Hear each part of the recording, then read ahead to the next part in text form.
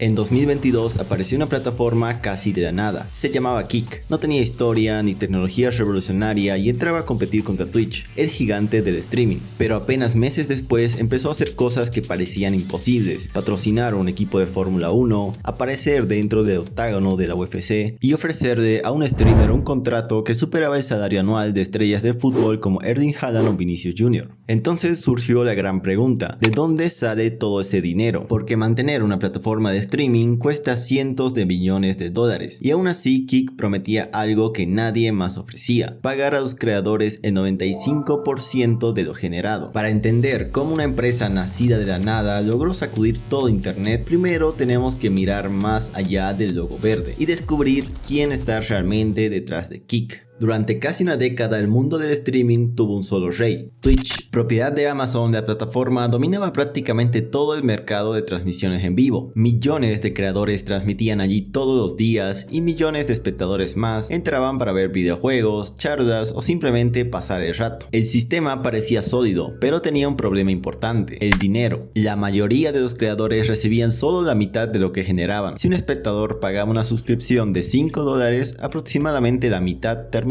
en manos de la plataforma. Para los streamers pequeños y medianos, esto significaba que incluso con cientos de seguidores era extremadamente difícil convertir el streaming en un trabajo real, y con el tiempo se empezaba a sentir esa frustración. Muchos creadores sentían que la plataforma se estaba volviendo cada vez más corporativa, más restrictiva y más enfocada en los anunciantes que en las personas que realmente producían el contenido. Además, las reglas de moderación eran cada vez más estrictas y muchas veces impredecibles. Un error, una palabra fuera de contexto o una polémica en redes sociales podía significar perder tu canal de un día para otro. Pero el verdadero detonante llegó en 2022. En ese año, Twitch decidió endurecer sus políticas contra los sitios de apuestas con criptomonedas. Varias páginas de casino que eran populares entre algunos streamers quedaron prohibidas dentro de la plataforma. Entre esas páginas había una particular que movía miles de millones de dólares al año: un casino llamado Stake. Y cuando esa puerta se cerró, sus fundadores tomaron una decisión que cambiaría la industria del streaming. En lugar de buscar otra plataforma, decidieron desarrollar una propia. Pero la historia de Kick en realidad no empieza con el streaming, empieza muchos años antes, dentro de un videojuego. A principios de la década de 2010, dos jóvenes australianos llamados Ed Craven y Bijan Terani pasaban gran parte de su tiempo jugando RuneScape,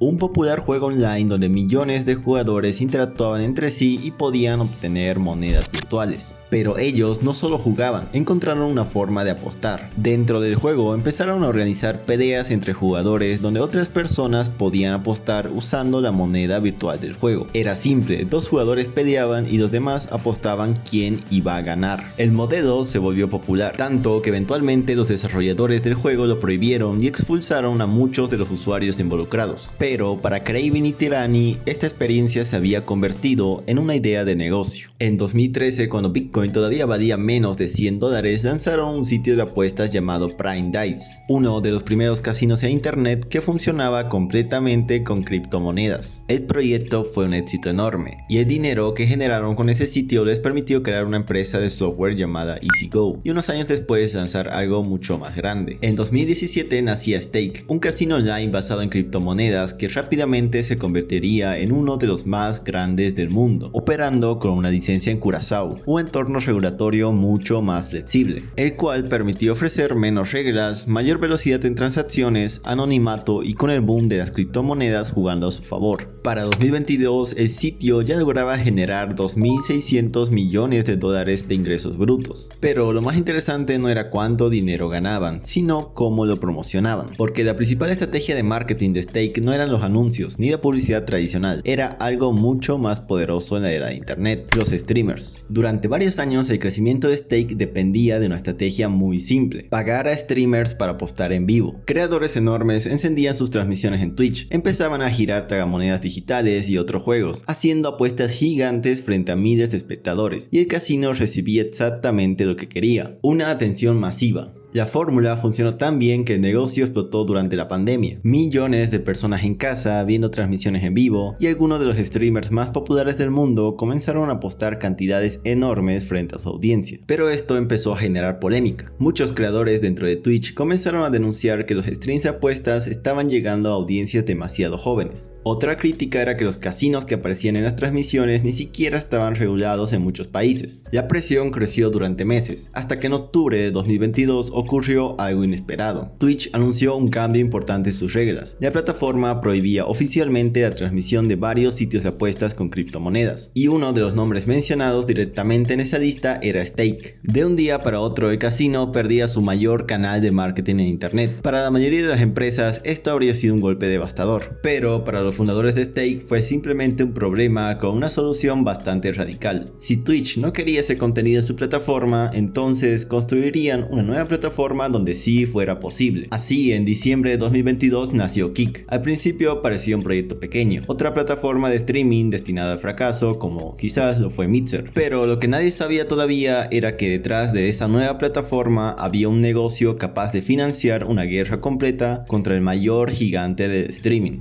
Cuando Kick apareció a finales de 2022, lo primero que llamó la atención no fue su tecnología, fue su oferta. La plataforma anunció algo que parecía casi imposible dentro de la industria del streaming. Mientras que en Twitch los creadores normalmente recibían el 50% del dinero de sus suscripciones, Kick prometía algo completamente diferente, el 95% para el creador. Además, los streamers podían quedarse con el 100% de las donaciones, algo que en la mayoría de las plataformas siempre incluye comisiones adicionales. Era básicamente el reparto más favorable que se había visto en el streaming, pero Kick no solo se quedó con ese modelo, porque incluso con mejores porcentajes, muchos streamers seguían teniendo un problema enorme, ya que los ingresos en el streaming son extremadamente inestables. Un mes puede ganar miles y al siguiente casi nada, así que lanzó el programa de incentivos para creadores de Kick, o simplemente KCIP, por sus siglas en inglés. En lugar de depender únicamente de suscripciones o donaciones, algunos creadores verificados empezarían a recibir un pago base simplemente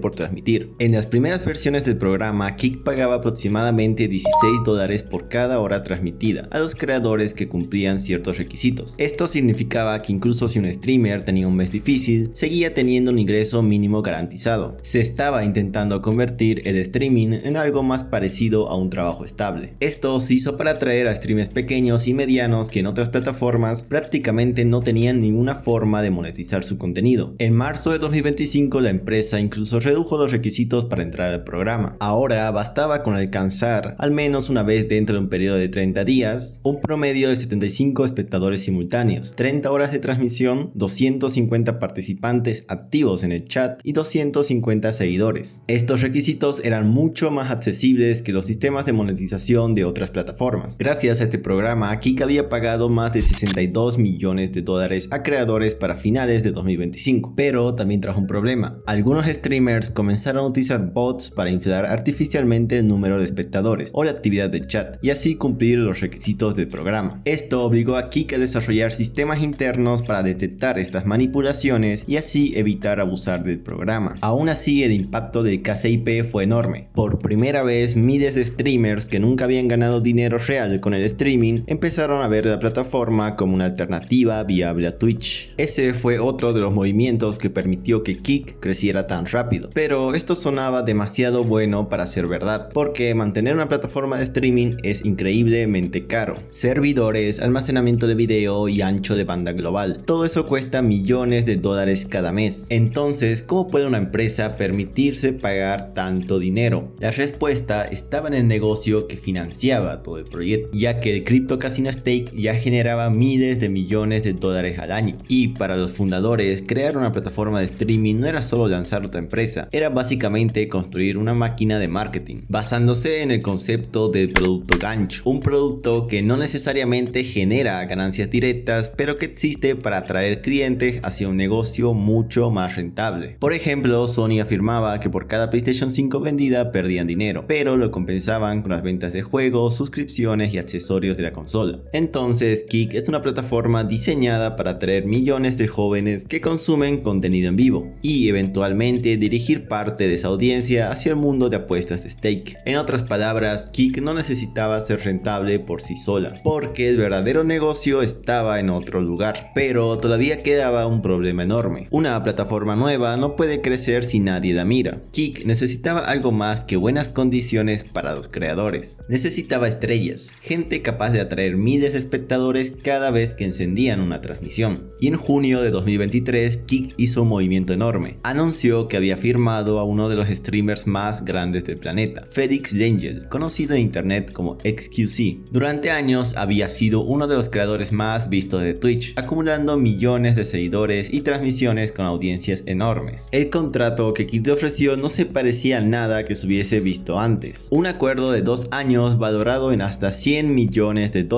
En ese momento el contrato anual era comparable e incluso superior al salario de algunas superestrellas del deporte profesional. Lo interesante no era solo la cifra, era una cláusula del contrato. El acuerdo no era exclusivo. Eso significaba que podía seguir transmitiendo en otras plataformas mientras también hacía contenido en Kik. Esto era brillante porque cada vez que XQC encendía su stream en Twitch, podía anunciar sus cientos de miles de espectadores que continuaría la transmisión en Kik. De esa manera, Twitch se convertía en un embudo de tráfico gratuito hacia su nuevo competidor. Tras ese movimiento llegaron más fichajes enormes. Amouranth, una de las creadoras más vistas y polémicas de Twitch, también firmó un contrato millonario entre los 30 y 40 millones de dólares. Y otra figura gigantesca del streaming, Adin Ross, se convirtió rápidamente en uno de los rostros principales de la plataforma. Hasta se llegó a decir que ganaba entre 30.000 y 50.000 dólares por hora de stream. Kik se volvió un lugar donde los creadores podían ganar mucho más dinero y donde algunas de las figuras más grandes de internet estaban empezando a mudarse. Mientras esto pasaba en Estados Unidos, algo aún más interesante estaba ocurriendo en otra parte del mundo, ya que el verdadero crecimiento explosivo de Kik no estaba ocurriendo en Estados Unidos, sino en Latinoamérica. Ahí la plataforma comenzó a atraer a algunos de los streamers más grandes del mundo hispanohablante, creadores de Perú, Argentina, México y Chile, pero uno de los nombres que terminaría definiendo esta etapa fue el colombiano Westcol. Con 3.8 millones de seguidores y una comunidad extremadamente activa, Westcol se convirtió rápidamente en una de las figuras más importantes de Kik en español. Pero el momento que realmente cambió todo llegaría en 2025. Ese año organizó un evento llamado Stream Fighters, un show de boxeo entre creadores de contenido que iba a ser transmitido completamente en vivo. Si bien eventos de este tipo ya se habían hecho antes en internet, pero esta vez las cifras fueron completamente diferentes para una plataforma como Kik. La transmisión alcanzó un pico de aproximadamente 4 millones de espectadores simultáneos. Para una plataforma que apenas tenía unos años de vida, ese número era gigantesco. Durante ese momento, Kik empezaba a superar a Twitch en audiencia dentro del mercado latino. Pero el evento también demostró algo muy importante, que Kik ya no dependía únicamente de contenido de apuestas o polémicas para poder atraer audiencia. La plataforma estaba empezando a convertirse en un lugar donde podían ocurrir eventos masivos de entretenimiento digital con números comparables a algunos programas de televisión. Y mientras su audiencia seguía creciendo, la empresa comenzó a intentar algo aún más ambicioso. Buscaba cambiar su imagen pública, ya que para muchas personas Kik todavía estaba asociado con apuestas, polémicas y streamers controvertidos. Si querían que la plataforma fuera tomada en serio a largo plazo, necesitaban algo más que streamers famosos. Necesitaban cambiar su percepción pública y obtener legitimidad. Por eso decidieron llevar la marca a uno de los escenarios más visibles del planeta, el deporte profesional. Uno de los movimientos más sorprendentes ocurrió en la Fórmula 1. El equipo suizo Sauber firmó un acuerdo de patrocinio con la empresa detrás de Kik y el casino Stake, lo que llevó a un cambio completo de identidad. El equipo pasó a llamarse oficialmente Stake Fórmula 1 Team Kik Sauber y el propio monoplaza comenzó a competir bajo el nombre de Kik Sauber C44. Una empresa nacida en internet apenas unos años antes, ahora estaba presente en uno de los campeonatos deportivos más prestigiosos del mundo. A día de hoy ese patrocinio ya no está más, pero esa no fue la única alianza. Kik había logrado firmar un acuerdo global con la UFC, una de las organizaciones deportivas más populares del planeta. Esto significaba que el logotipo verde de la plataforma aparecería dentro del famoso octágono durante eventos vistos por millones de personas en todo el mundo. Además, la colaboración incluía contenido exclusivo, programas especiales y transmisiones relacionadas con peleas dentro de la propia plataforma. Estas alianzas tenían un objetivo muy claro: cambiar la percepción pública, pasar de ser vista como una plataforma polémica vinculada a casinos a convertirse en una marca global dentro del entretenimiento. Mientras la empresa intentaba consolidar esa nueva imagen, también enfrentaba críticas cada cada vez más fuertes. A pesar de su crecimiento rápido, Kik también se convirtió rápidamente en una de las plataformas más polémicas de internet. Desde el principio, la empresa intentó diferenciarse de Twitch con una promesa muy clara: más libertad para los creadores. Para muchos esto sonaba perfecto, ya que durante años una de las críticas más comunes hacia Twitch había sido su sistema de moderación, baneos inesperados, reglas cada vez más complejas y decisiones difíciles de entender. Así que cuando Kik apareció ofreciendo más libertad, muchos creadores lo vieron como una alternativa real. Esto también tuvo consecuencias, ya que con el paso de tiempo Kik empezó a acumular una serie de polémicas que pusieron en duda hasta dónde iba esa libertad. Uno de los casos más impactantes ocurrió en Francia. En 2025, un creador llamado John Portmanteau falleció después de aparecer durante horas en una transmisión en vivo, donde era objeto de humillaciones y maltrato por parte de otros participantes del stream. El caso generó una reacción inmediata. La plataforma decidió suspender todas las cuentas de los streamers involucrados y anunció que colaboraría con la justicia francesa. Mientras tanto, la Fiscalía de Niza abrió una investigación para determinar qué había ocurrido exactamente durante la transmisión, incluso llegando hasta el ámbito político. La ministra francesa de Asuntos Digitales, Clara Chapaz, calificó lo sucedido como un horror absoluto. Otro nombre que se volvió sinónimo de polémica dentro de Kik fue el streamer Stikitoki, creo que se dice así. Durante meses acumuló advertencias por directos que incluían comentarios homófobos, peleas en la vía pública e incluso comportamientos peligrosos durante direct. A pesar de varios baneos temporales, el contenido del creador se volvía cada vez más extremo, hasta que comenzaron a circular en redes sociales mostrando al streamer realizando actos sexuales explícitos durante una transmisión en vivo. El canal fue baneado permanentemente, cerrando uno de los casos más polémicos en la historia de Kik. Un caso similar fue el streamer Costa Kid.